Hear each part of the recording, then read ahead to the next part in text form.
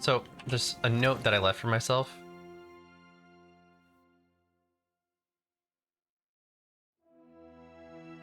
But I don't know where it is.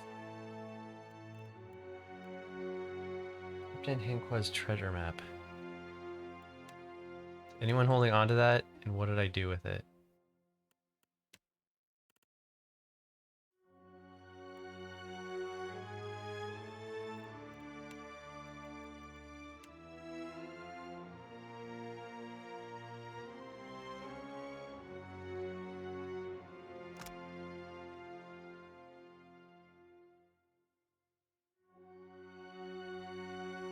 Okay, we're gonna have to go do this afterwards. Can't believe I forgot to do that. Okay. We killed all these dudes, as is tradition. A good F5 before we open this door. Sneaky, sneaky.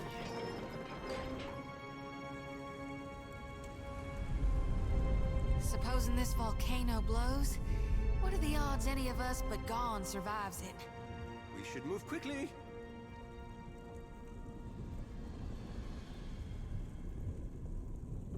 I can see the fury burning in her eyes. What a hateful goddess. So, I'm gonna have her appear. Baratheon warrior stands tall, even among a giant brethren. With a stern sweep of his hand, he addresses the soldiers at his side. Grenfis tarries for too long, yet only she is fit to fire the shrine. Go and ensure that she returns readily with the ancients. It would be my honor, Bathor. Return in victory, Rekir. Yes, Bathor. Yes. And remember, The giant sweeps his gaze in your direction. When the warlord spots you, his shoulders stiffen. He reaches for his mace strapped to his back. you are a bold one to attack us in our own seat of power. I hope you are prepared to die here, for I will soon prostrate you on the altar of Margaret and burn you for her glory.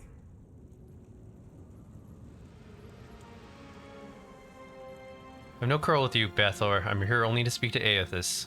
Aethys deserves death, not words. The Defiler god has brought war to Ashen Moor in revenge against Margaret and her Athum. The warlord regards your hotly fire sweat dripping down his neck. His surrounding warriors clang with their weapons against the chests or the floor, clamoring for blood. What is your relation to Aethys, if not to act with him against Margaret?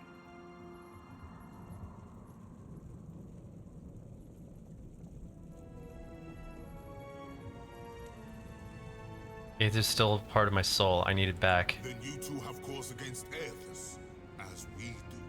We are prepared to assault Aethys at the base of the moor.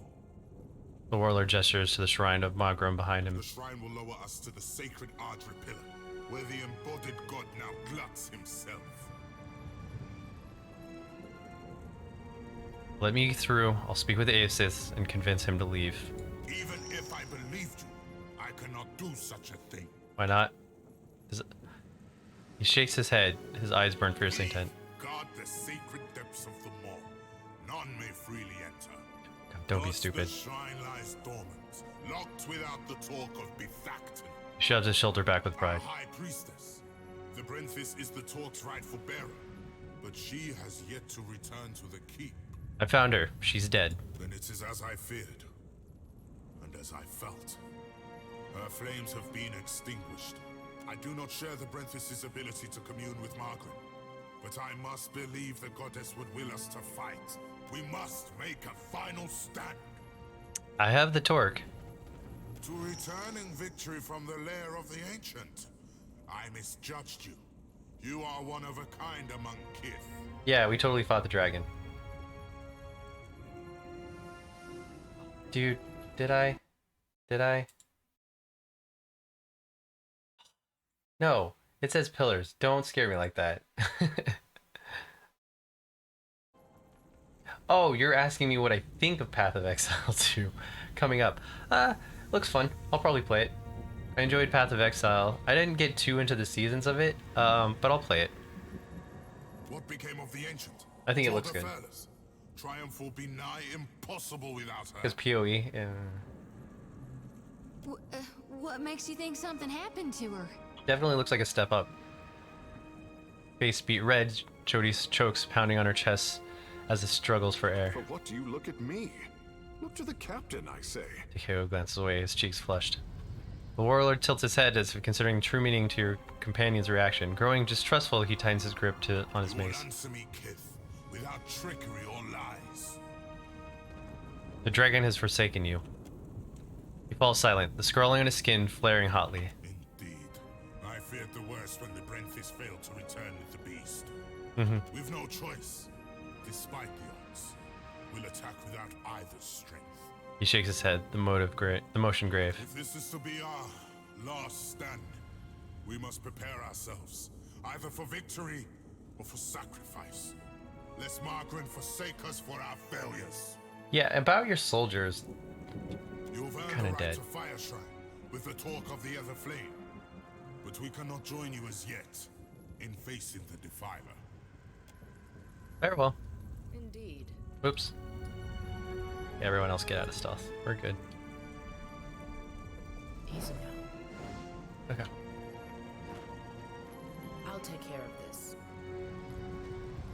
You stand before the shrine of Makron, goddess of war, lifting the eyes. Fiery motes begin to streak across your vision as you stare into the imposing cast of her likeness. For the span of a single breath, everything falls eerily silent. The Rathren behind you fade away. Flames to either side of the flickering higher, dancing without sound. But the heat is real, licking at your skin. Then metal groans as Makron's statue bends her head to you in greeting. Watcher, the time does not allow for niceties. Her words flow like lava from her lips, like the trails that burble hotly from her eyes. Even now, Aethys gains strength from the spire. What progress have you to report? The Rathren are preparing a final assault against Aethys. Then they will burn to ash and return to the mud kiln from whence they came. That's unfortunate. She leans forward, the copper of her corded arms gleaming from the blustering flame. She tugs her sword free from the plinth, and the entire shrine shudders with heat. Presently, I shall erupt this volcano, and with it, consume Aethys. I suggest you retreat if you at all value your mortal form. I need more time to reach Aethys. I can give you only the moments more it takes me to fully fire the depths of this maw. After that, I will not stay the assault. Even for you. Fare thee on, Watcher. My condolences, should you die. She inclined her head once more in the stalwart farewell. An avatar of goddess flashes over the imposing statue before you. As the image fades, her absence leaves the shrine cold and deathly. Interact. A statue of Magran towers above you, bloodied and battle-ready. The goddess clutches both sword and shield. At the base of the statue, a rectangled, iron-slatted altar rests between two unlit braziers. Place the torch on the altar. This brazier on either side of the altar flare to life, red-hot flames shooting high before settling into a steadier, softer burn within the bowl. Lava eddies beneath iron grates in the floor, heating the soles of your feet, while the statue herself seems to wake, metal groaning, rasping as the shrine moves. Okay, I've lost the torque.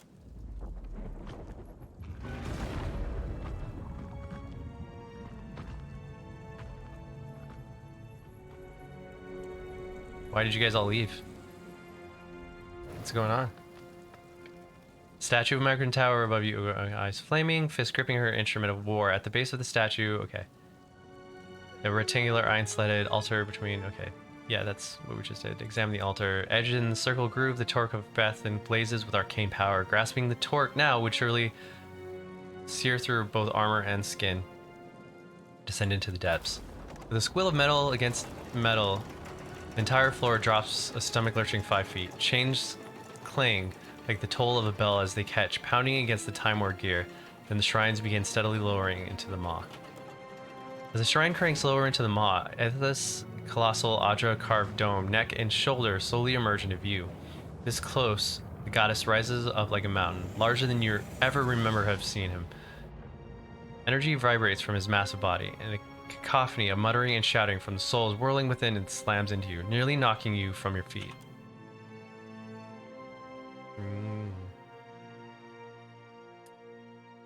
wondering if this is like the end of the regular game.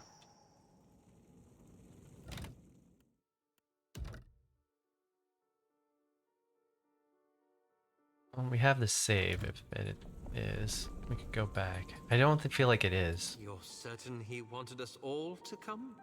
Have you ever seen anything so awe-inspiring? Behold the power of my god.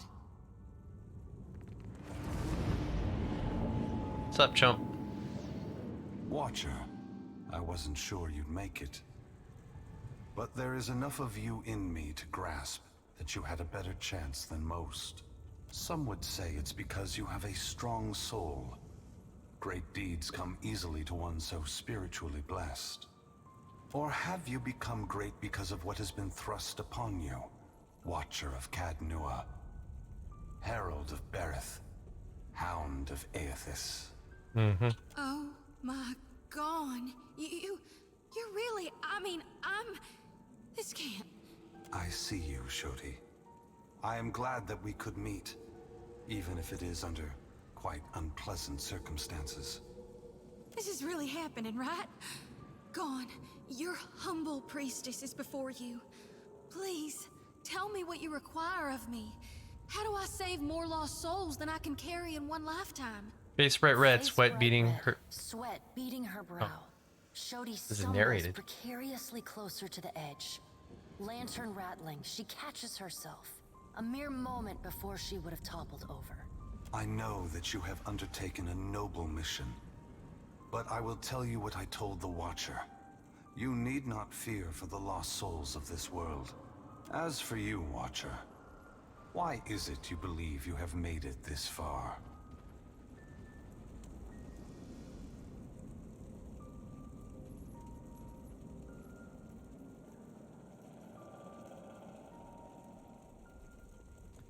Just simply do the best we can. My trials have made me who I am. You have done much in this life, it's true. But if it weren't for your past with Theos, with Iovara, you never would have come down this path. That's probably true. But you have come a great distance for answers. What would you ask of me, Watcher? Need to know why you've come back. You need to know? Or Berith? Or the gods?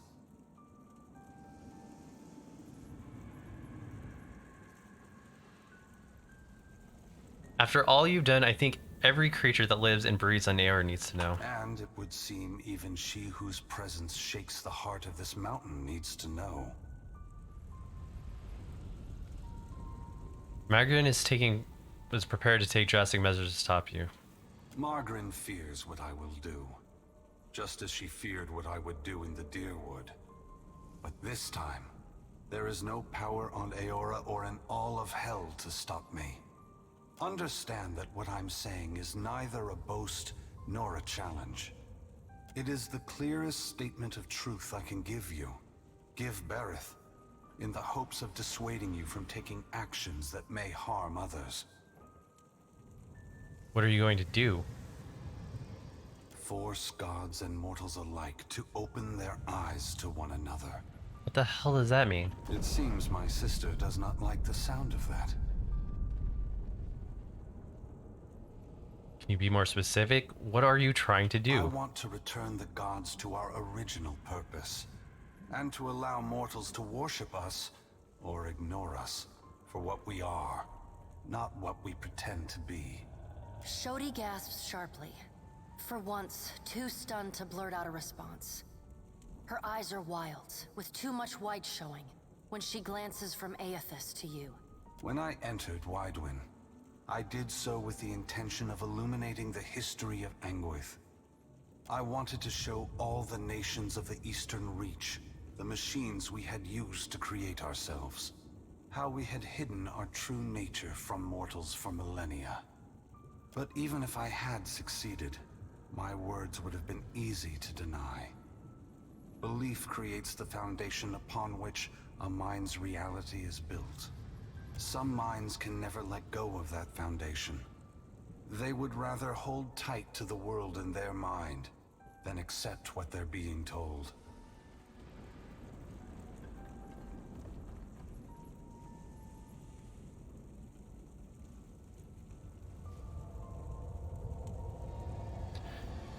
If that's so, what are you doing this time that will make any difference? I have not come to speak, to convince, to plead, but to break the foundations of belief itself.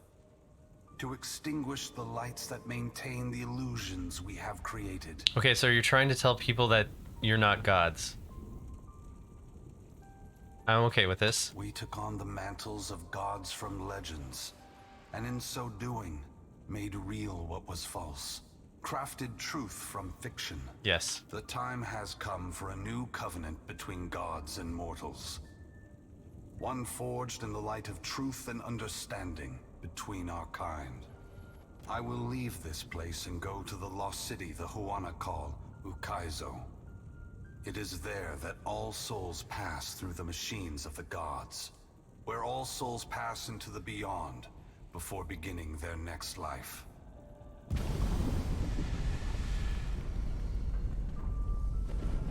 When I reach that place, I will find our great machines and tear them to pieces. I will smash the great wheel until the lights of hell all gutter and die.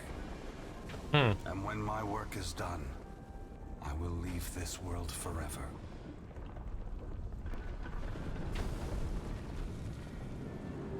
Say nothing. I admit that's not the response I expected, especially given the volcano erupting around us. Still, I'm surprised Margaret is reacting this way. I would have thought she would appreciate a trial of this magnitude, one that tests us all. Both gods and mortals alike rely on the wheel. We depend on it for the souls that give us power. Mortals depend on it for the lives of future generations. Breaking it will force all of us to face the truth. We will fail together or move forward together.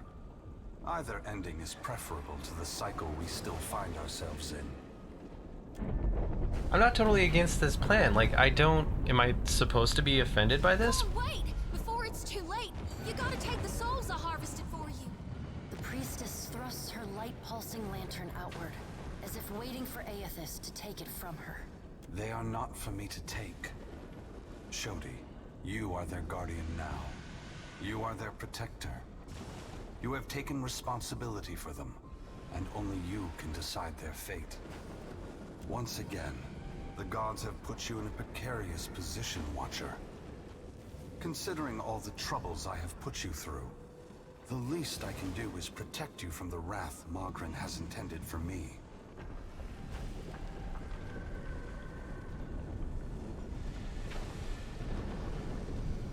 This doesn't make us even, you know. Perhaps I will have another opportunity to make amends.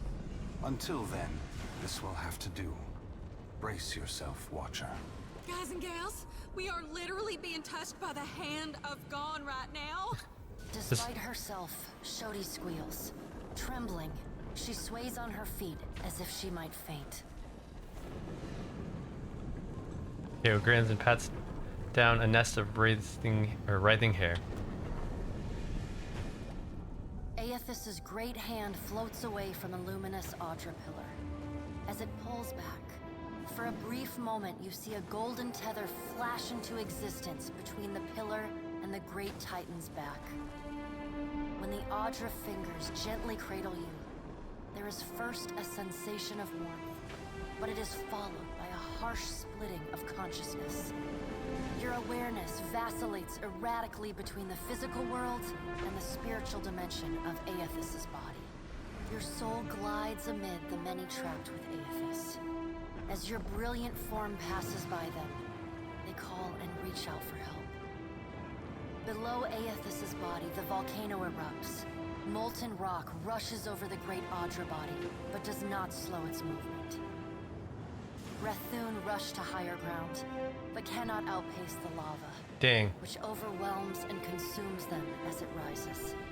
Your attention returns to the heart of Aethys's body. Deep within the whirling masses of souls, you again sense your own presence, the fragment that was taken from you. This time, you reach out to it as it reaches out to you. You meet somewhere in the great mass of Audra, the rest of the souls fading at the edge of your awareness. We are together again. Are you ready to be together again? Yes, it's about time. Are you certain? Since we've parted, you've become someone else, and I have become myself. When we join, we won't be ourselves anymore. Your senses yank back to your body, still in Aethys's hand. There is light, sunlight. He has emerged from Ashen Maw, the rim of the volcano, Interesting. and the great keep of the Rathun collapsing behind him. The Adra is barely visible through the thick lava covering his body, and still, he moves. The ocean is gone, water sucked away, leaving only the bare seabed glistening in an ominous silence. You summon the strength to turn your head. Through the cracks in the great god's fingers, you see a wall of water, taller than Nekataka, taller than Aethys, as tall as the moon. It comes with the rumbling of a terrible stampede. The wave slams into Aethys. His hand closes, protecting you from the devastation. Somewhere in your mind, you hear Andra screaming. Man, they are going after him. You are back inside him. Back with yourself. Are you still the same Watcher who returned the lost souls of the Deerwood to their intended bodies? A light shines within the soul as it observes you. Waiting. I am. I am. And I will do everything I can to save the poor souls before I'm done. Good. Then this should be easy. You feel cool air, seawater.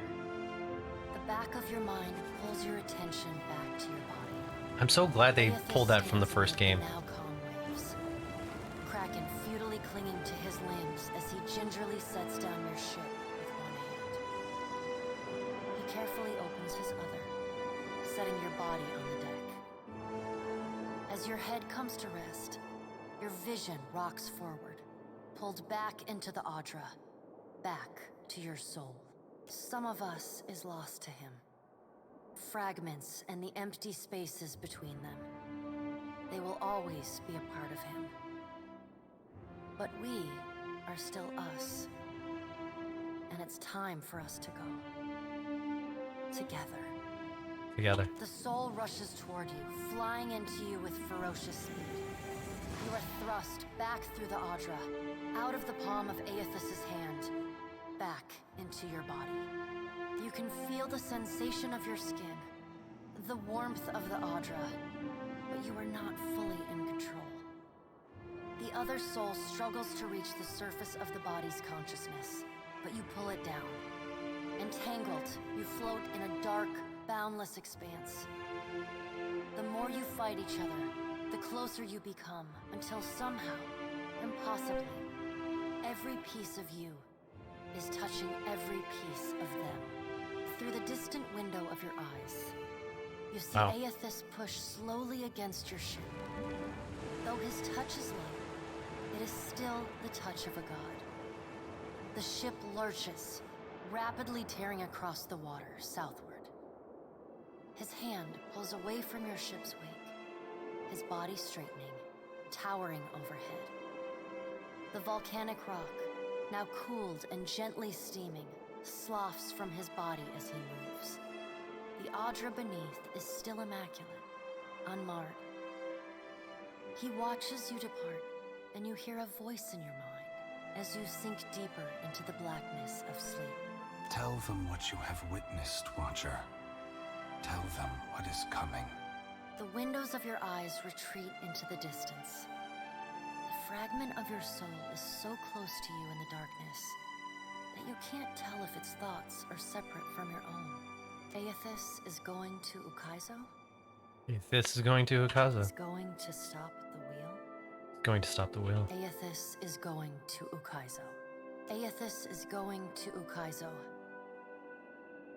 The words repeat in your mind until they become an incessant, meaningless mantra. Involuntary meditation in the emptiness of your unconscious. When the words finally dissolve and become part of the darkness, you see a pinpoint of light. You no longer sense the other soul. no longer sense the person you were before Aethys touched you. You swim toward the light.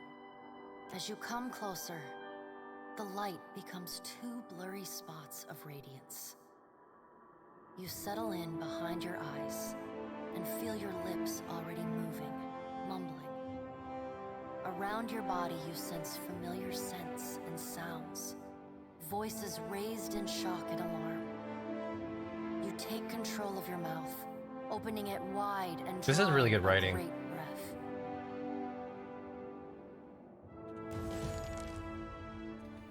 Wow, that was an intense little scene right there.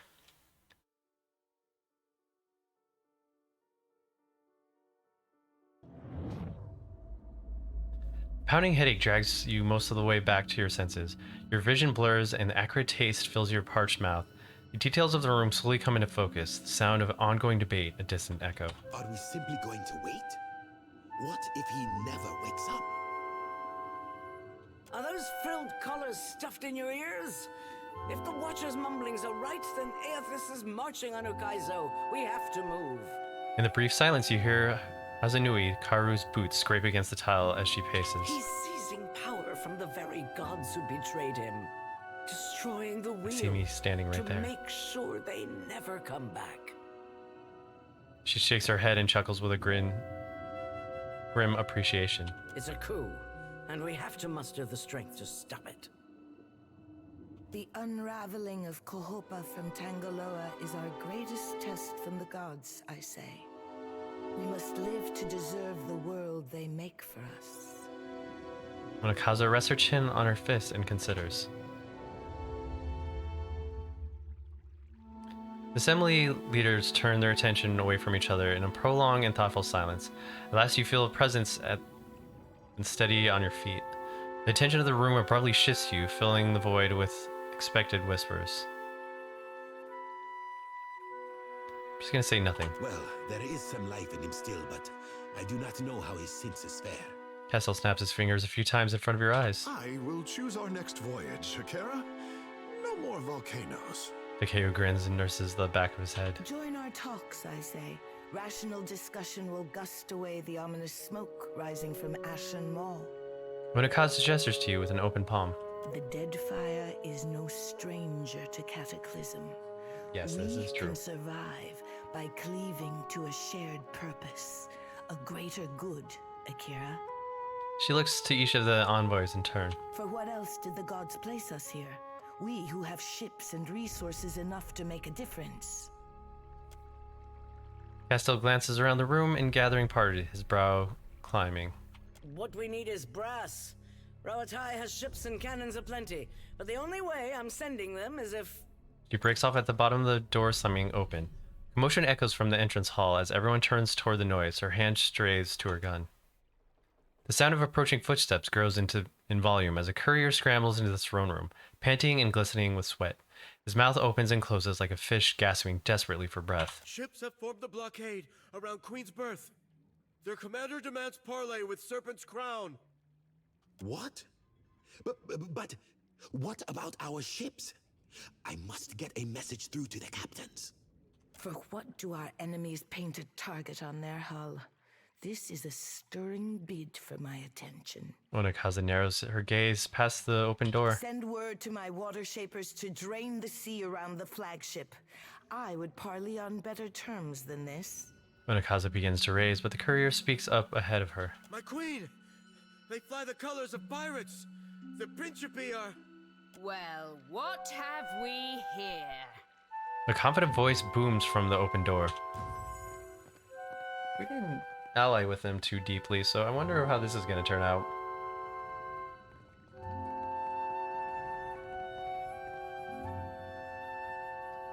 The motley sailors who don't hold the Juana guard at bay with drawn weapons take in some of the more opulent decorations with avid interest. One pirate separates out from the fold, sauntering boldly forward. Forgive me, lovesome, but it looks like you're having a party. A rather fine one to which you didn't invite me. She winks, solenent glinting in the light as she cocks her pistol high above her head. You painted vagrants are a plague on my tribes. Why should I not hang you from the walls of my garden? Onakaza grips the handrests of her throne as if ready to vault up and attack. You should be asking yourself how they got in here in the first place. She glowers in the direction of the throne. Oh, I do love when they squabble. But I'm here for neither pleasantries nor entertainment. We've bigger fish to fry. Or should I say gods? A determined look guard inched closer to Alderius from the edge of the court. Without looking, the Principa captain swivels her pistol to aim straight at his chest. Now everyone just calm down. I promise we won't fire on you at this time. Unless firstly provoked. That is, until once we've safely absconded from the city back to the high seas. She grins magnanimously. Then all bets are off again, aye? Yes, well, if you have a point, pirate, I suggest you reach it quickly. We're supposed to take a bunch of pirates at their word? She crosses her arms, the wooden hand groaning. Right you are. However... Narrow-eyed look she settles on the room is more than a little bloodthirsty. I'm here because I've got questions, ones that can't wait. And the lovesome Watcher's the only one likely to answer them nicely.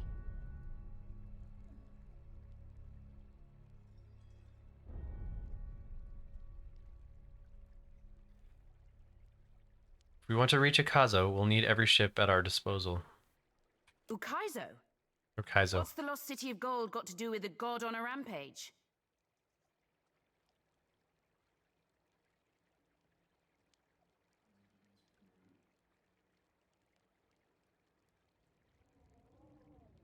No more second or third chances. This may be the last life we ever live.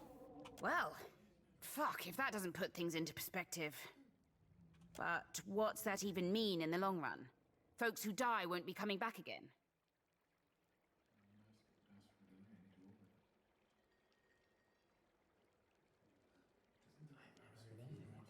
Possible. I don't know. This isn't exactly common. This is all dark and foreboding sounding. But what's it mean for my soul? I don't know. I mean, I like the idea of pirating throughout the Great Beyond as much as the next gal. But if, say, I got no awareness after I die, does it even matter what happens? Ak, of course you have no interest past that of your eyes and your stomach. Let us speak now of what can be done. Must be done. Watcher, you know best of all of us what our options are.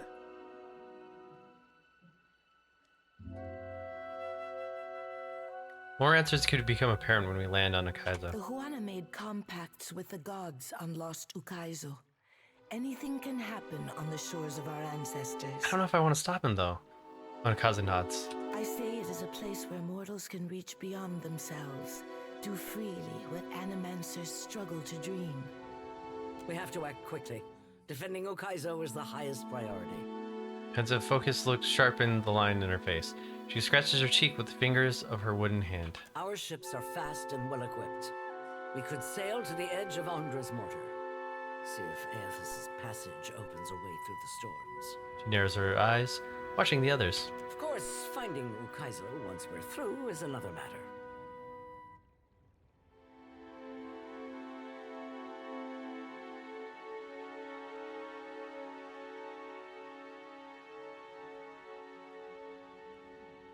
If you get me through Andra's mortar, I can get you to Akaizo. That's so. You just might be able to save us. She scratches her chin, an eager glimmer in her eyes. We speak of collectively sailing for Andra's mortar, but this crown will not support any plan that involves a single outsider ship landing on the shores of Ukaizo. A hush falls across the room as Onakaza makes her proclamation. It is for this moment that the gods test me. Anyone who seeks to cross Andra's mortar will learn that the gates of Ukaizo are the end of compromise with the Huana. Can everyone agree to an armistice while we work through this crisis? I don't mean to let Aethys end us while we bicker. But the fate of Ukaizo is not exclusively a Huana concern. I think I'm getting the gist of it now. She rubs the barrel of her gun under her jaw thoughtfully. Then she crooks you a cunning grin. While these witless princocks go at each other's throats, we Principi will cut through the storms and plunder the City of Gold. Whatever Aothas is seeking in those ruins, we'll find it. And then we'll sell it to the highest bidder. That, or me and mine will have front row seats to the end of the world. If the Huana cannot take back our beginning, then our end fast approaches. The gods will judge us by our devotion to Ukaizo. Are you going to guard it as closely as you've guarded your palace today? She shoots a meaningful stare at the pirates. Ukaizo was yours once, and you lost it. Meanwhile, the storms that cover Ondra's mortar plague Rauatai too. We will help the Watchers stop Aothas, but we will not leave our country's future in soft hands. We hope the Watcher agrees. Watcher, there are two kinds of people in the Deadfire. Those who have called it home since time immemorial, and opportunists. Onakaza glares at the assembled dignitaries. With Ukaizo under our control, the Huana would restore order as it has not been seen since the days of our ancestors. She nods slowly, holding your gaze all the while. Order. And the only question is whether it will be the order of ignorance and tradition, or else of conquest. The secrets to be found in Ukaizo could elevate us all beyond the telling. I will not relinquish that dream so easily. With that, Castel turns to stride away, his shoulders set in rigid line. Without so much of the final farewell, Aldous tips her head to her armed crew, and the pirates withdraw as swiftly as they arrive. Watcher, I say the time to play at freelancing is at an end. Any of us could get you to Ukaizo, but only one of us will stand by your side. Studying you carefully, Onakaza nods and gestures for her attendees to clear the room. Oh, and we all leveled. Let's speak, Watcher, while we have the chance.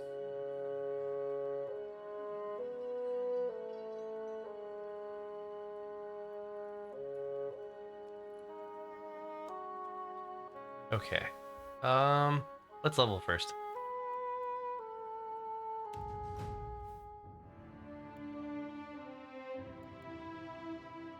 I think we're good with mechanic.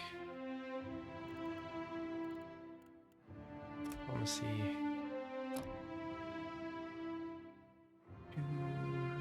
Oh yeah, and then this bad boy. That rolling spell is freaking awesome. For you, I want a little bit more help with mechanic. So I felt we were fine. And left.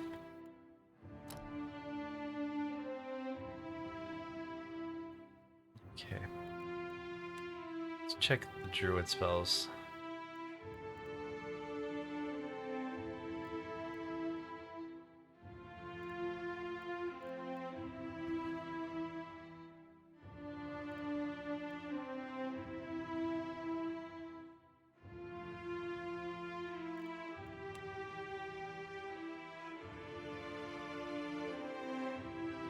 Rolling for healing health.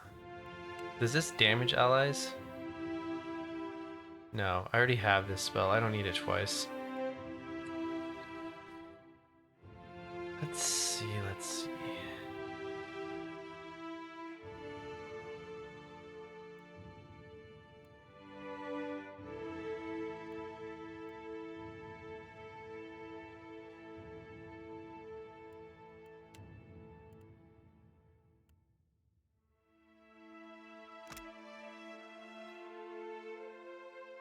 Of resistance.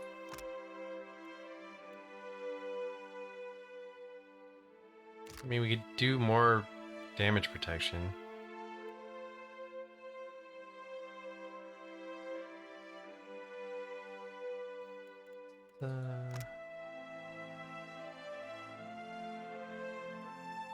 Do this. The fire attack would be awesome.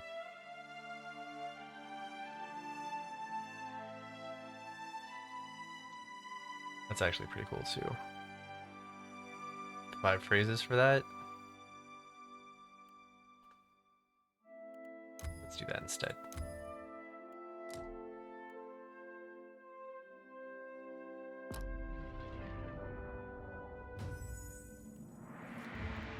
we'll talk to him in a second.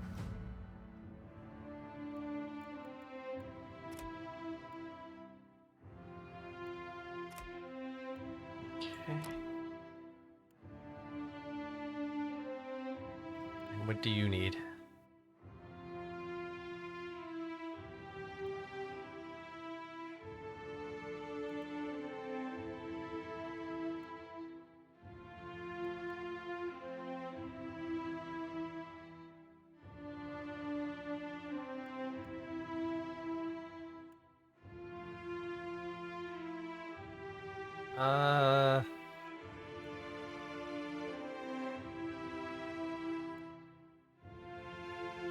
She's been grabbing people a lot.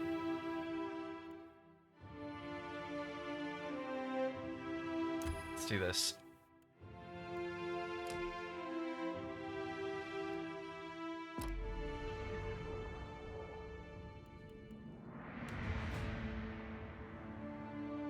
Okay, 12 will be where he tops out.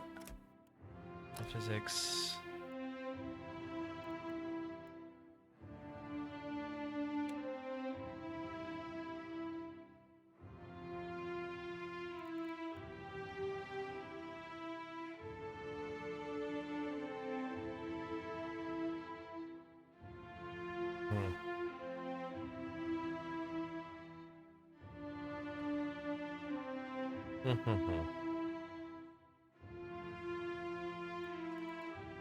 I almost want to give him Iron Skin when he's fighting.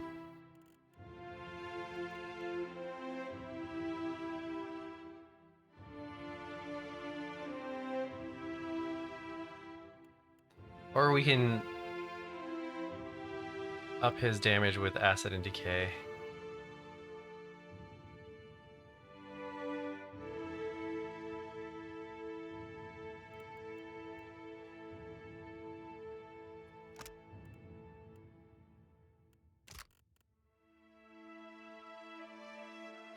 Only have that acid attack though.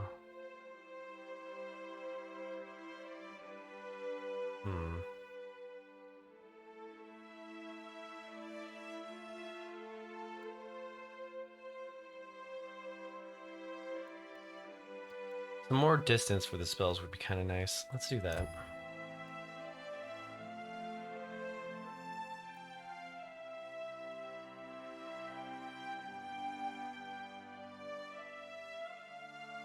Man, but Bulwark would be awesome too.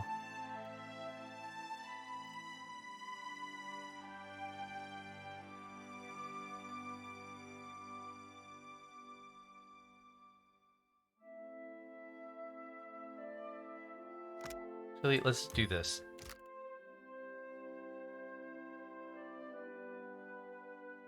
No, because like I don't know why I don't use that spell. That's a really good spell.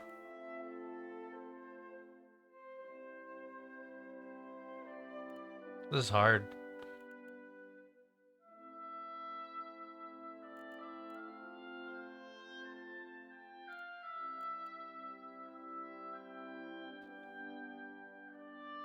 I have a feeling we're gonna need that for where we're going.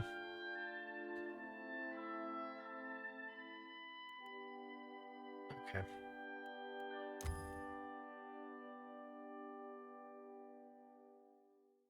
Do that then.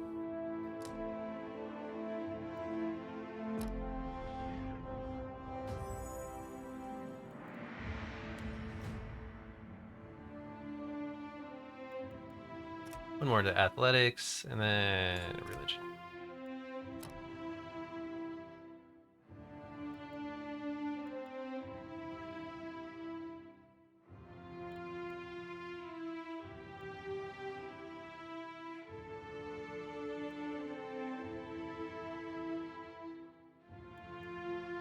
We could get her ally out faster, which would be kind of cool.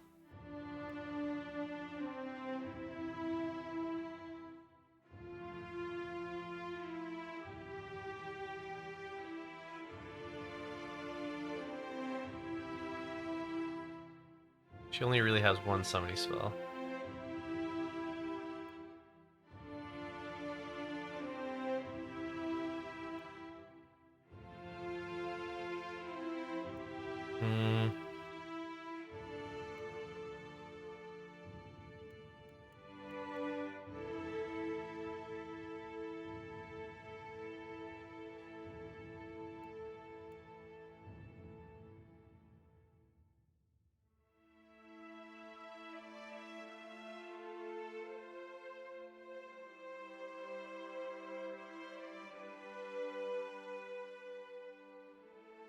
Enemy that purges its protections and speeds its doom. I kind of like this spell.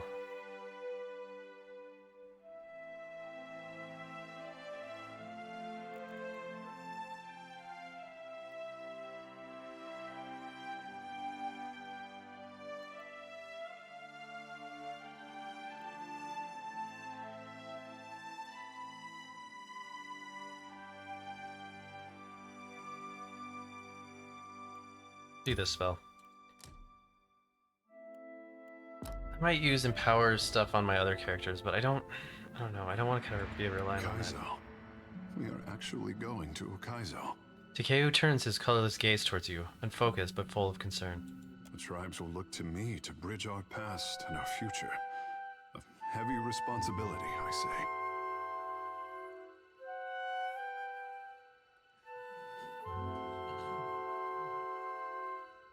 About what you want. What do I want? Takeo looks down, repeating the question under his breath. The praise they showered on Ngati's chosen. Until now, it all seemed an empty gesture. Never a promise that I could fulfill. And I am no one's savior. It is not for an artist to save the tribes, I say. To work miracles. I want the tribes to grow on their own. My people deserve better than the promises of a handsome fish and his goddess mother. Ukaizo will show us the way. The tribes will find themselves again. He touches a spot on his forehead, his gaze unfocused with momentary sense of awe. I would discover what our ancestors forgot. The Covenant is more important than ever.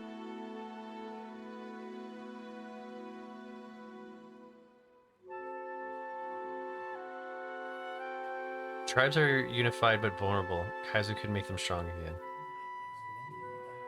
I will give it thought. There is time enough for that, at least. He nods, weighing your words with care. Ukaizo should be the discovery of our lifetime. With the trading companies and the Principe ready to descend on each other, I wish the island had kept its secrets a while longer. He lets out a worried sigh.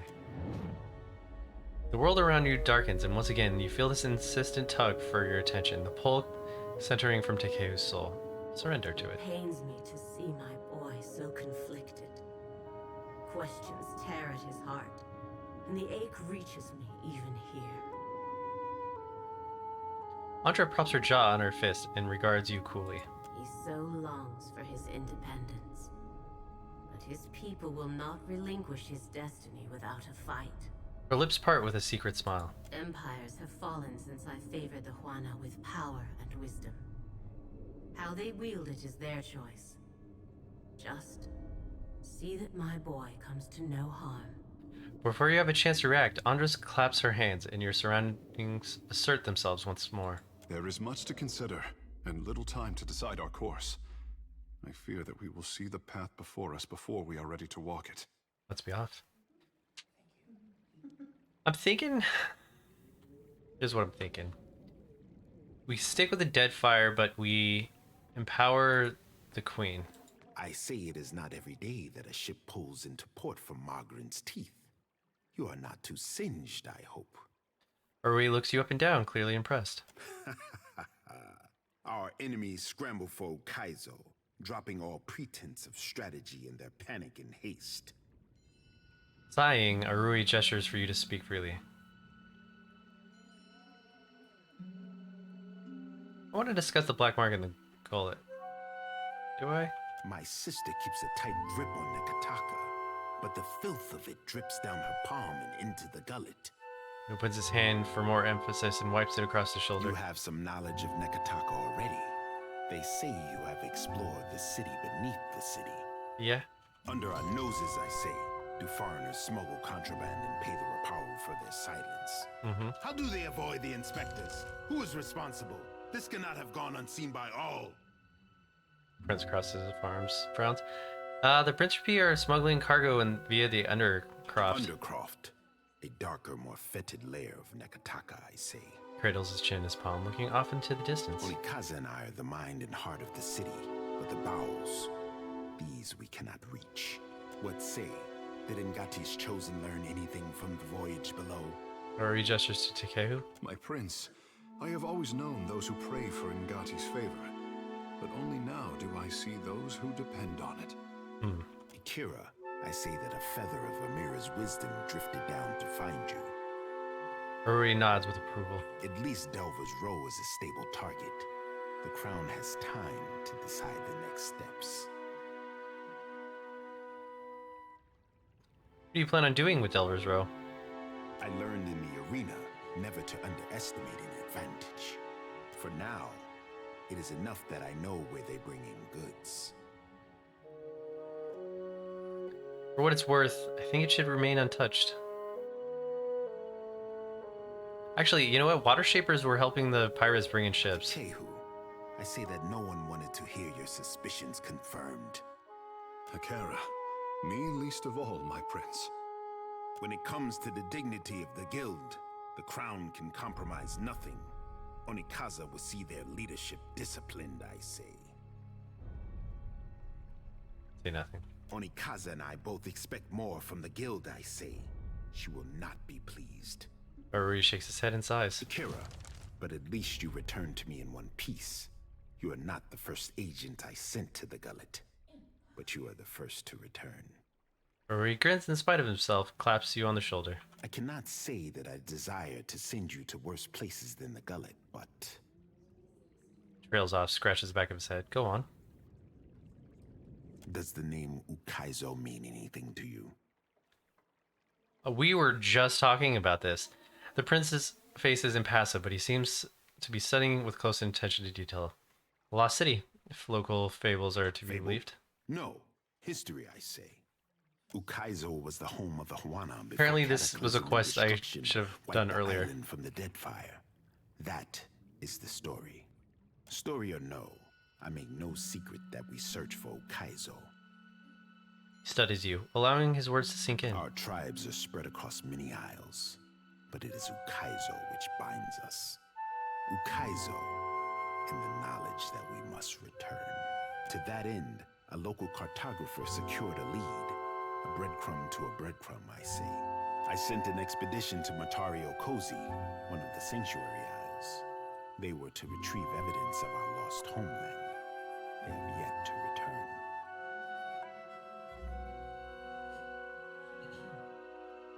Sanctuary Isles? They were sites where our ancestors grouped in terms of crisis.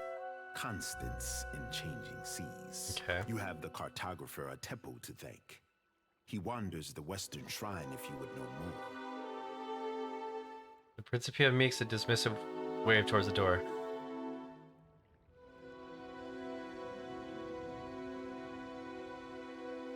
What makes you think Cozy contains evidence of a Kaizo? The Sanctuary Isles give comfort and guidance to sailors on the long journey home. I am hoping the island can remember its purpose and return us to the home we lost. How has the island remained hidden all this time?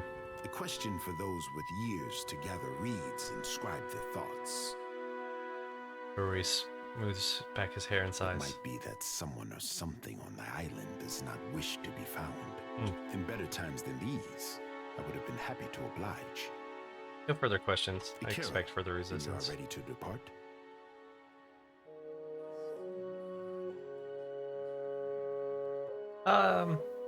Yeah, there will be a stone unturned on Motoro Okozi when I'm done. To Kehu, I trust you are going. I want the tribes to know that Ngati's chosen stood among those who threw open the gates of Ukaizo. He turns hopeful glances to Kehu. I make no promises of dirtying my hands in some fetid jungle, but I do not protest a calm voyage. Before you go, Rory lowers his tone, glances to his left and right. the expedition, I have reason to believe they will not be returning to Nekataka. Say nothing. We found this at the palace doorstep, cut from the robe of the expedition leader. He reaches in his pocket and draws forth a wad of red-stained bark. One mystery heaped on another, I say. Let me see that. I might be able to learn something from it. Nodding, he relinquishes the scrap.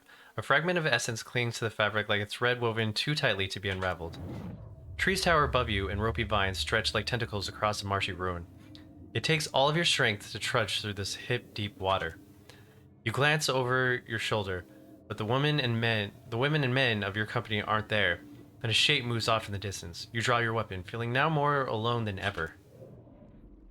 The vision departs, leaving you with a deep pit in your stomach, and the phantom sensation that nothing has gone as it should have. The prince regards you expectantly. Nature is restless on the island, but I can guess nothing more. I suspected this, as you say. Take care if you alight on Matario Cozy. My fear is that the island is sanctuary no more. Sighing, Prince Arui folds his cloth with reverence. Prepare yourself for a hard voyage northeast of Nekataka. Matario Cozy is nestled in the core of Rokuhu Islands, in the midst of a landmass that resembles a storm, like the fall of Ukaizo locked in time. Arui bites his thumbnail and turns away. Lost in thought. Certain death it is, then. Nice. Last sanctuary.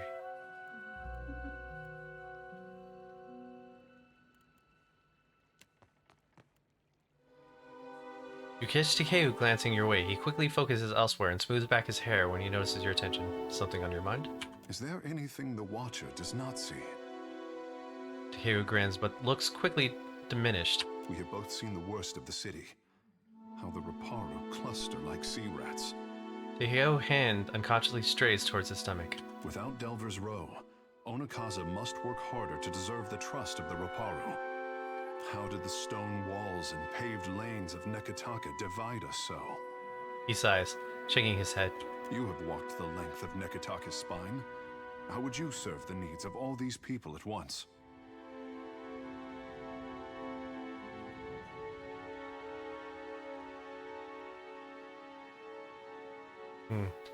Let's start with what you have and find a better system. Akera, a practical solution, and one open to change. Nodding, Takeu absently tugs at one of his hairs. For a moment, he seems totally withdrawn. Finally, he snaps back into focus, regarding you with a smile, which seems both genuine and strained. I was hard-pressed to find insight like yours in Pariki's Overlook. Some of the tension leaves Takeu's shoulder, and he stands a little taller than before. Let's be off. Sorry. Okay.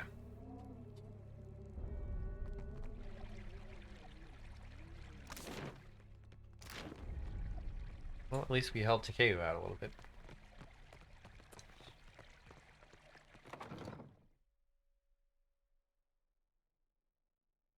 Let's go find that treasure real quick.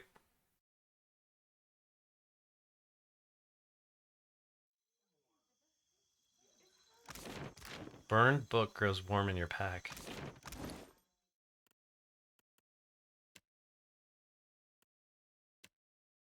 What burned book?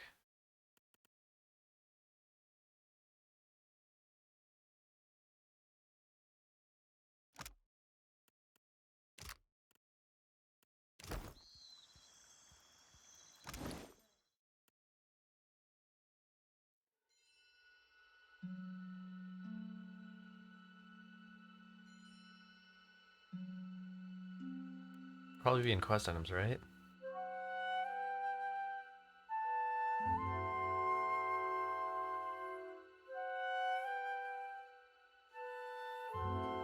No? What the hell is it talking about?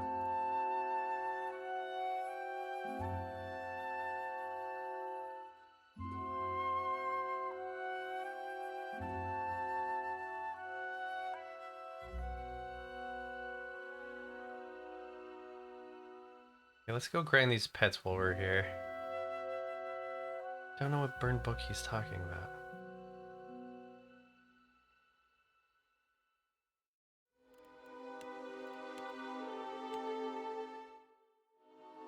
Oh, burned book of law. The binding of the tome reeks of smoke. A few pages remaining are crinkled and black. Based on the few chapters headers of the survive the damage, this might have been a book of antique law. Now it's nothing more than a charred relic of authority. Open the book. Oh, what did I do? That display at Kanga Palace was shameful to witness. Nothing less than proof of why mortals require capable rulership and a strong hand. When I walk among them again, chaos of the sort won't be tolerated. Authority and temperament are non-negotiable.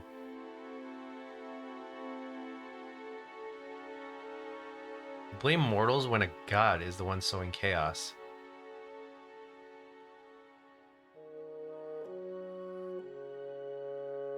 Oh, most diplomats don't respond well to pirates kicking down the door. Giving that Principa a seat at the table dismantled an illusion of procedure in that once respectable throne room. My siblings took a valiant swing at Aethys, but it seems our intervention will have to wait until we have time to gather our strength. What of you, Watcher? Your bearing is set, and Okaizo looms on the horizon. After everything you've seen, do you believe mortals are equipped to take control of their destiny, or do you need a firmer hand?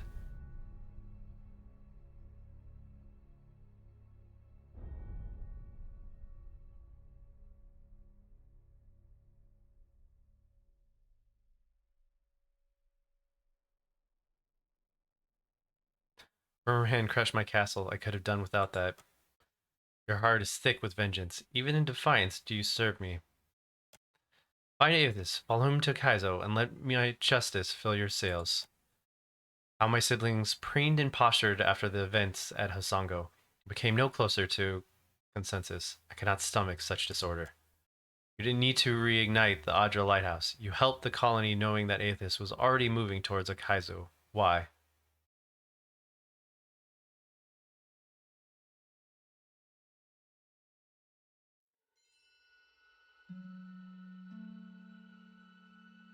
While are protective over the native Adra, I knew they'd appreciate it.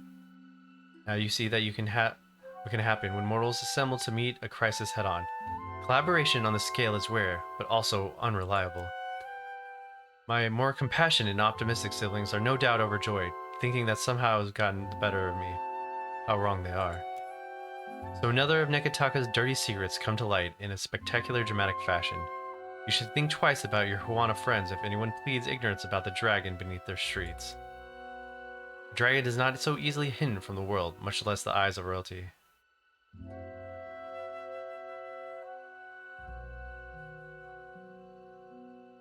Say nothing.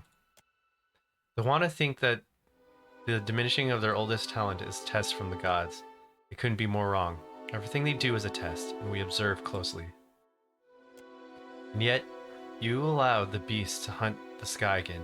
What's its freedom worth the price of an orderly, balanced society? Think on that. I did not expect the Wahaki to bend the knee to a Carhagan ruler. Perhaps changes are coming to the archipelago faster than I anticipated. This is a pleasing shift of fortune. Submission as rightful authority is only natural conclusion when the alternative is war and death. I hope that is a lesson the mortals remember. I'm beginning to question my trust in you, Watcher. This is a sacred communion, and your conduct is beneath any acceptable standard. Even though you are living up to my admittedly low expectation of mortals, know that I am displeased, and that it is a dangerous way to approach me.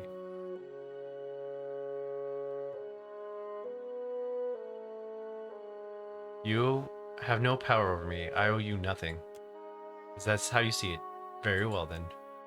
I'm the one at fault for putting any trust or confidence in you. From now on, you do just as well to leave my book shut forever. Wodika nods stiffly. You feel her presence drift as a breeze, rustling as it goes. I think I'm going to betray the gods. I just feel like that just seems like the right thing to do. They're not real gods anyways. They're men that grasp at power. I'm not so sure like the cycle is a good thing.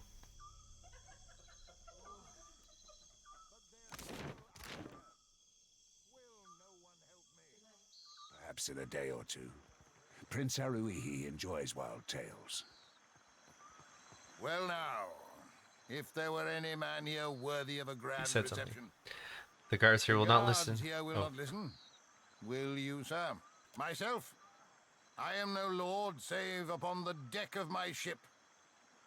And she is lost. What's the matter?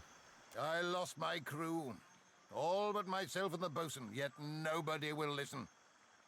Not the Queen, nor the trading companies. Too busy waging war upon each other to pay mind to a rudderless captain. They don't understand. It's not just me. What lies out there, it'll swallow us all up if it isn't stopped. What do you mean? It were unnatural. The Antelope were a fine ship, and we sailed her out east, out of Kahanga waters and into the great wet country. bright sky, and a good wind. Until the fog came. Oh, sweet. We were boarded before we knew it. Men, things like men that howled like demons. They cut down half my crew, took the rest. Gods forgive me, but if I'd stayed to look on, I'd never have made it to the launch. But we saw it. After the fog cleared and the ship was gone, a spit of land, bristling with the wreckage of other unfortunates. A finer crew I'll not find than that which served upon the Antelope. All dragged into the fog, like the gods plucked them off the deck. So then the crew is dead. Mayhaps. But still there is something out there, not slavers, nor snake men. Yeah, my next victim. Out there at the edge of the Deadfire, in the dark corners of the world. I am a landlocked wretch with no ship and no crew. But you are a captain of bold repute, and the day may come you sail out to that same isle, with beached ships all around. You have listened well. Here, go you now prepared. And should you ever come upon my crew, do what you can for them. Okay. It's taken impressment of sailors to a whole nother level.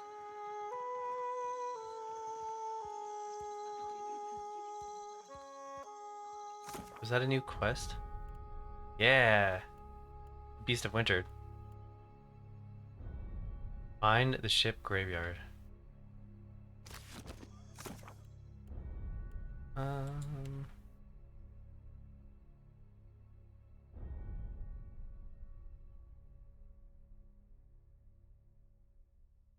already know about Delver's Row. But that's a interesting quest. I guess I should have talked to the prince earlier in the game.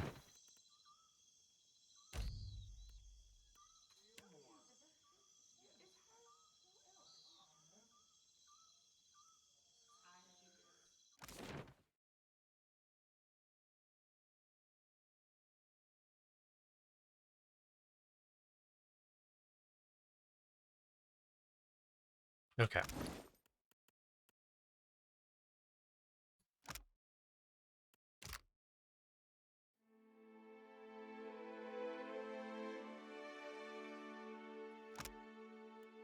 Now we don't need to open the book.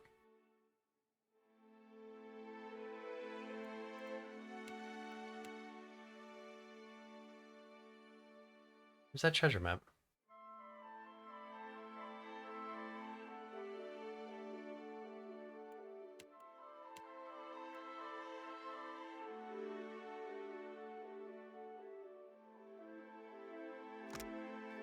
Yeah. Approximate map points to the way to the remote island. Illustrative squat huts and name Junvik village stands out with prominence. The north coast, however, it is adorned with scribble of likeness. Spidery lettering and landmass spells out the name Drowned Barrows. Merely holding the parchment fills you with a sense of dread. When you run your thumb over the skull, your pulse quickens like beating of a drum.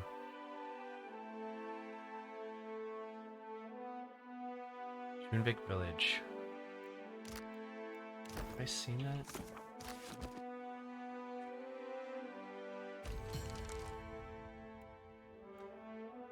Oh my god.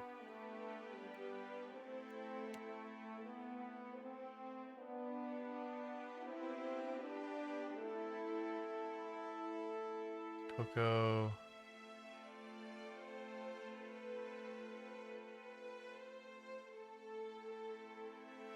Man, it's way up here. Okay. We're going to Junvik Village. But I gotta talk to the steward real quick.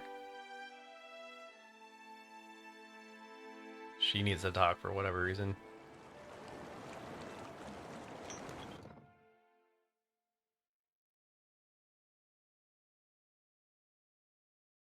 A moment of your time, Watcher, if you will.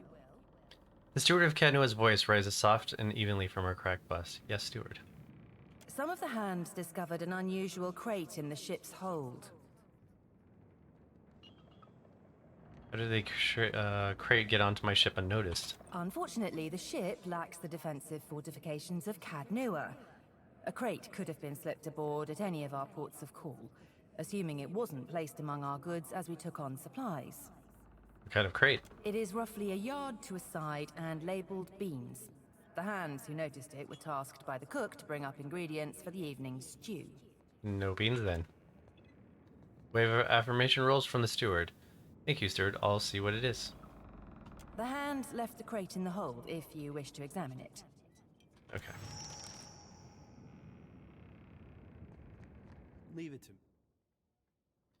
The scent of food, salt, spices, and drink mixed with the stale odor of old grass, the musty stink of rats, and the ever-present fragrance of the sea.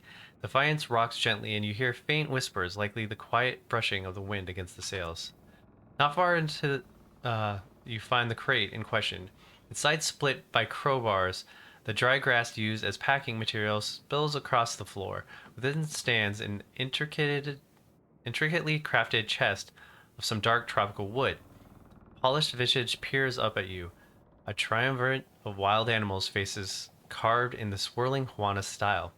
The front of the chest bears an iron latch affixed to a complex iron mechanism that runs the top four corners of the chest. You see no bolts or keyholes. Examine the latch.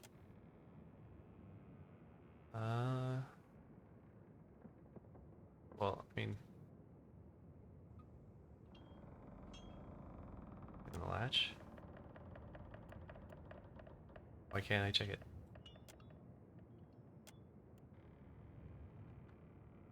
Examine the carvings. Open the chest.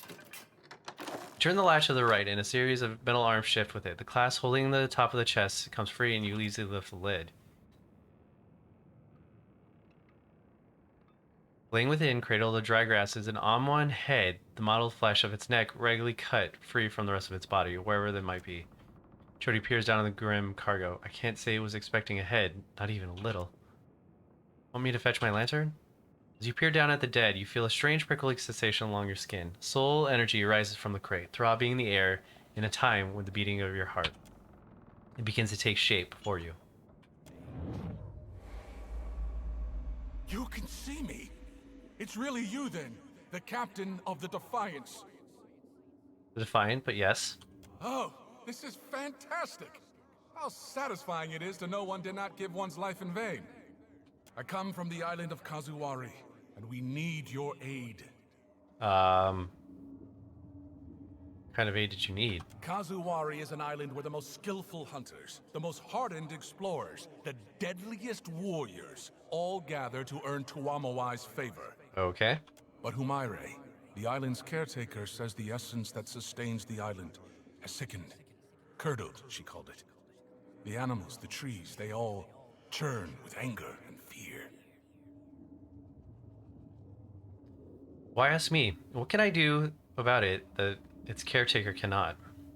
We need a watcher. No one else can talk to souls, Humaire said. And souls are our problem. Okay. You're a watcher, right? The watcher. The one who died and lived again. Who speaks to the gods. That's the watcher we need. More like it's spoken at by gods. I knew it! I knew Humaire wouldn't have lied. You will help, won't you?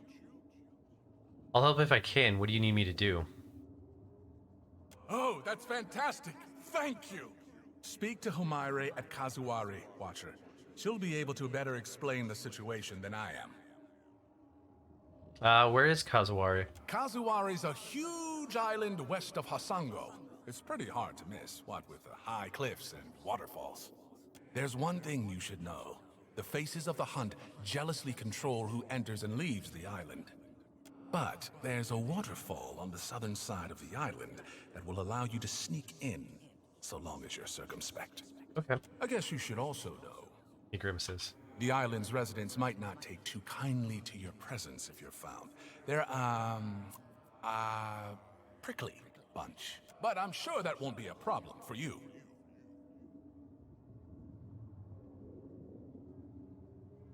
I'll help however I can. Once we've arrived, I can help you find your way into the heart of the island. You know, if you want me to. I wouldn't want to presume. In the meantime, I'll be here. Well, behind you, really, with the rest of the spirits following you around. You gained his head in dialogue.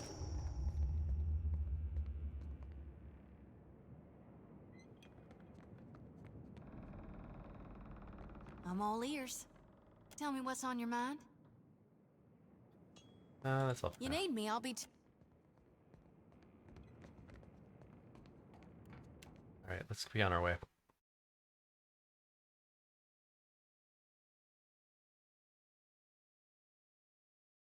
I'm wondering if I shouldn't follow the quest lines of the other groups.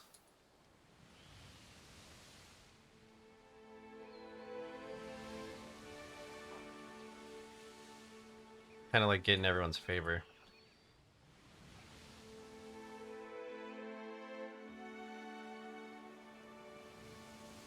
Alright, we're going treasure hunting real quick.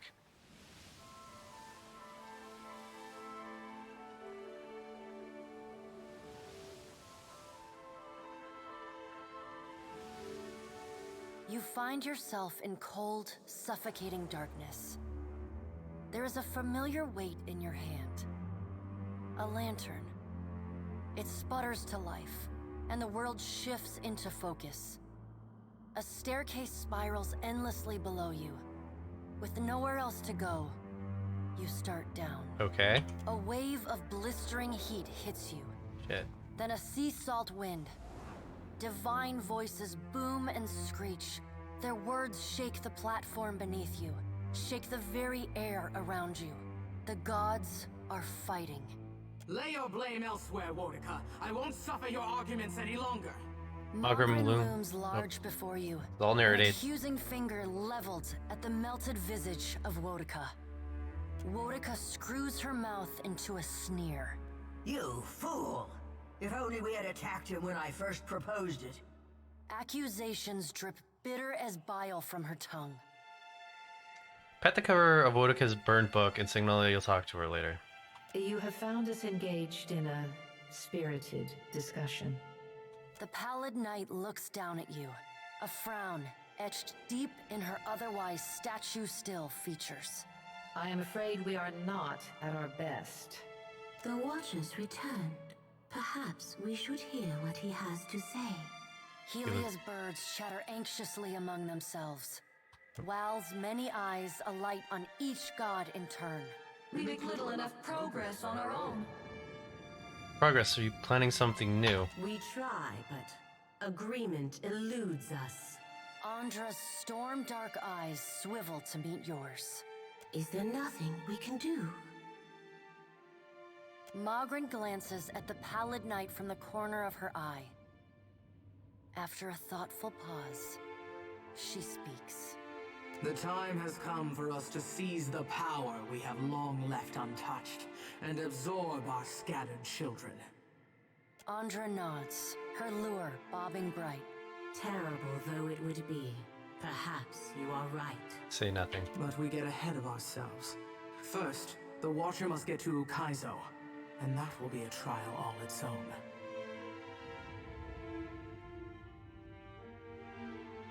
What do you mean? The Guardian of Ukaizo has stood watch over that place for millennia. It will not stand aside, not even for Bareth's herald. Helia, who had been lost in quiet, anxious conversation with her birds, breaks in. It yet lives. Of course. Our progenitors crafted it. A pair of Helia's finches come to join Wal's floating eye. They hover just out of Magrin's reach and swoop in to poke her when she's not looking. And the Watcher will be forced to reckon with it if he wishes to confront Aethys. The birds at last linger too long, and Magrin slaps them away. They burst into a cloud of essence, then reform, and fly in a screeching chorus back to Helia. This Guardian is but one more thing that will fall before me. Ah, there is that heady mix of kith ferocity and hubris Magrin so admires. Go prepared, Watcher. The Guardian will not stand aside, not even for the Herald of Bareth. Won't Aethys take care of it? It is not one of Galawain's mindless beasts. It has a heart and a mind, and it will throw neither away to oppose Aethys. And Aethys will not fight the creature. It would prove little more than a distraction for him, especially as my tsunami and Magrin's volcano couldn't stop him. Say nothing. There is another topic we have yet to address. The Pallid Knight holds up one gauntleted hand, and the other gods fall silent. Tell me, Watcher, where do you stand? What do you think of Aothis' scheme to destroy the wheel?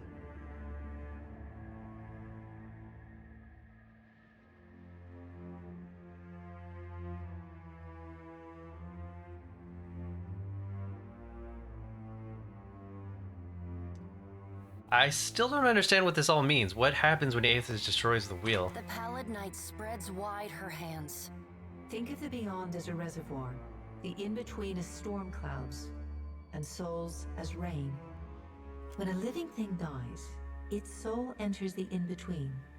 And when the in-between grows full, it releases souls into the beyond, where they wait to be redistributed to new bodies, new life. The wheel is the process by which souls are moved from the in-between to the beyond, from the rain cloud to the reservoir, and from the reservoir into the living world. Without the wheel to mediate the transfer and redistribution of souls, the souls of all who die remain in the in-between. And without souls to fill it, the beyond gradually empties, trapping all of the remaining souls in existence in the in-between. When the beyond is empty and the last creature on Aora dies, that is the end of everything. It is Rimergon's future, the one he wants for us. But the thing is, wasn't that how things were before you guys created this? How does that affect the gods? Soul essence sustains us. We feed off it, off the little fragments you mortal kith shed like snakeskin as you pass into your next life. Without sustenance, we starve as any mortal might. We die and leave a great silence behind, an eternal emptiness from which nothing is born. Say nothing. You begin to see our dilemma, I hope. Tell us, Watcher, where do you stand?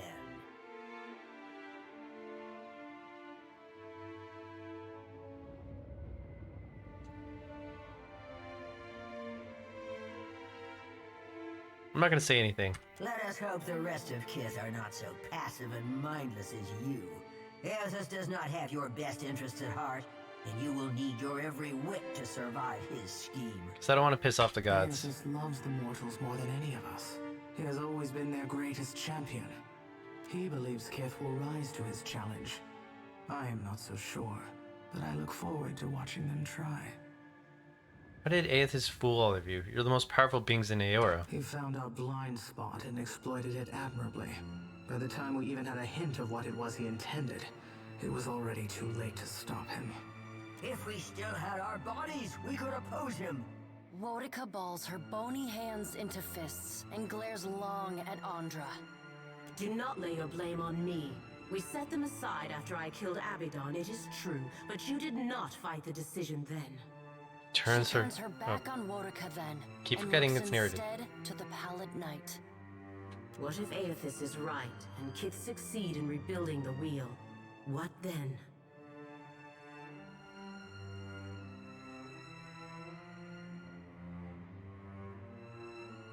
I don't know, but aren't you curious to find out? Wal grins. Always, Watcher. And what if they fail? Then they die. And so do we. We have to help them. Helia's voice rises, near to panic. Wodica drives her fist into her hand. Help them! We should finally bring them to heel! The Pallid Knight raises a hand and stares at Wodica until she falls silent. Watcher, Aothis yet values your counsel. The Pallid Knight's eyes bore into yours. An impassioned plea from the Hound of Aothis may still temper his actions. Confront him at Ukaizo. Say nothing. Time moves swiftly away from us now. The Pallid Knight spreads her hands before her. Go, Watcher. Do what you must. The edges of your vision begin to dim. Like a sun setting, twilight encroaches on your mind. Still gonna say nothing. The Pallid Knight conjures a blinding white light in her palm that swiftly grows to engulf the room. Then, the crack of thunder rends the air, and you feel the floor drop out beneath you. You come to flat on your back, staring at an all too familiar ceiling. Alone, once again. I don't know. I'm still against these gods. these quote-unquote gods. They're people that found a huge amount of power, and they wish to control the world of other people with that power, without other people's consent. And they're definitely imperfect. Margaret being pretty awful.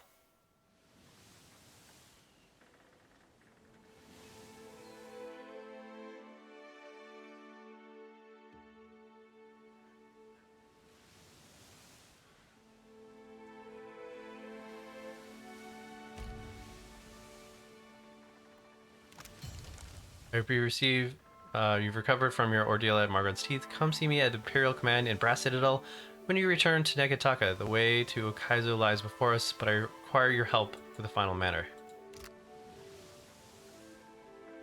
Okay.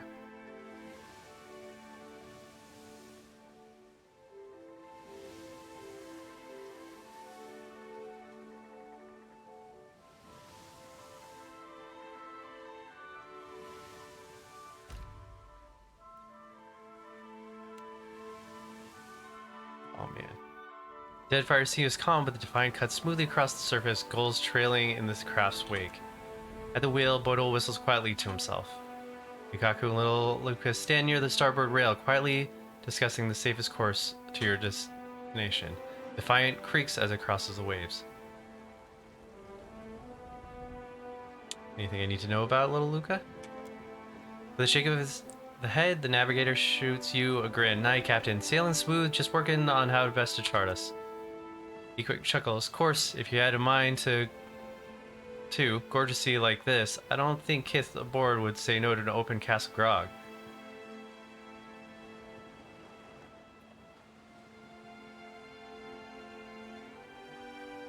Plenty of time for grog when we're all off duty. Lucas salutes. "Aye, Captain. Understood." Breeze tugs at your clothes as the salt-laced air shifts.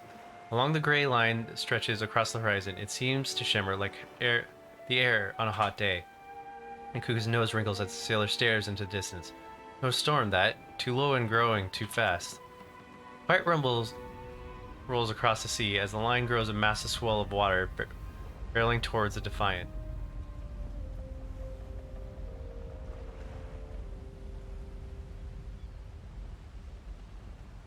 Keep an angle to the big bastard, don't let it roll us. Despite the crew's effort, the wave continues to rise to one side of the ship. As it vanishes from the other, the deck angles move ever nearer the vertical. Whether the ship breaks through the waves or the wave breaks over it, the result is the same. Thousands of gallons of water slamming across the hull with wood-rending force. Sails of Defiance take 10 damage. Swell moves past, leaving the sea heaving in its wake. The Defiant steadies as you regain your feet and take stock of the damage. Beto clings to the wheel and it might try to fly away. What in the god's name was that? Crew morale. Crew injured. Yukaku groans from behind a cargo crate, pinned the poor sailor against the hull. The crew moved to bind the mariner's wounds.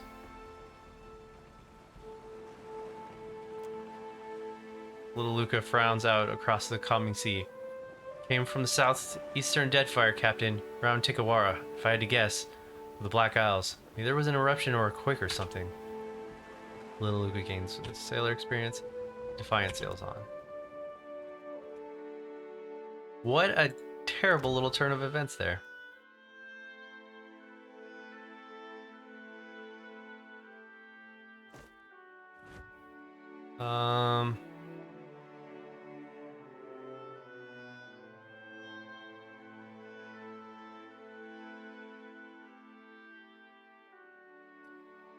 Do we have another cannoneer?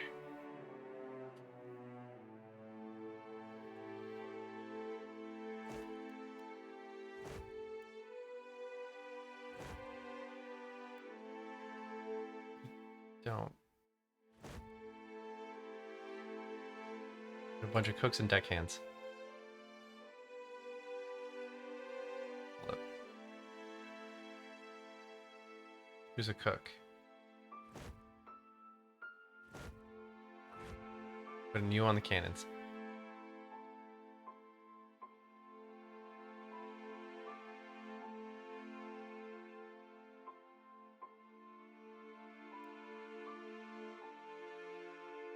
I need to change this person's job. We have really good deckhands.